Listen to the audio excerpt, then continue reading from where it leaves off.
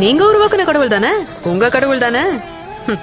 இத செஞ்சா பாவம், அத செஞ்சா பாவம், இந்த பாவத்துக்கு அந்த பரிகாரம், அந்த பாவத்துக்கு இந்த தண்டனைன்னு எதுக்கு எடுத்தாலும் பயம் பயம் பயம்னு பயத்தை வச்சுதானே உங்க கடவுள் ஓட்டிட்டு இருக்காரு. பணக்காரங்களை சீக்கிரம் பாப்பாரு, ஏழைங்களை கியூல நிக்க வைப்பாரு, கொலை கொள்ள பண்ணவங்களுக்கு கூட விஐபி தரிசனம் கொடுப்பாரு.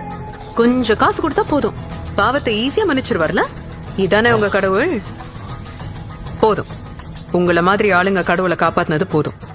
அவரே காப்பாத்திக்குவாரு. உங்க எல்லாருக்கும் என்ன தெரியும் இந்த சாமியார்களை பத்தி? ஒரு சாமியாரிய மெடிக்கல் காலேஜ் திறக்கணும், ஒரு சாமியாரிய எலெக்ஷன்ல நிக்கணும், சாமியாரிய ஷாம்பு விக்கணும், சாமியாரிய சாம்பார் பொடி விக்கணும், சாமியாரிய விக்கணும். இத பண்ணா அதை பண்ணுவேன், அதை பண்ணா இதை பண்ணுவேன்னு உங்ககிட்ட பேரம் பேசுறவன் வியாபாரி. அந்த வியாபாரத்துக்கு உங்க பயம்தான் மூலதனம். அந்த பயத்தை முதல்ல தூர போடுங்க. பயத்துல சாமி கும்பிடாதீங்க, நம்பிக்கையில கும்பிடுங்க. உங்களை உருவாக்குன கடவுளுக்கு உங்ககிட்ட இருந்து எதுவுமே தேவையில்லை. உங்க பிரச்சனையை கடவுள்கிட்ட டைரக்டா சொல்லுங்க, அவங்களுக்கு கேட்கும்.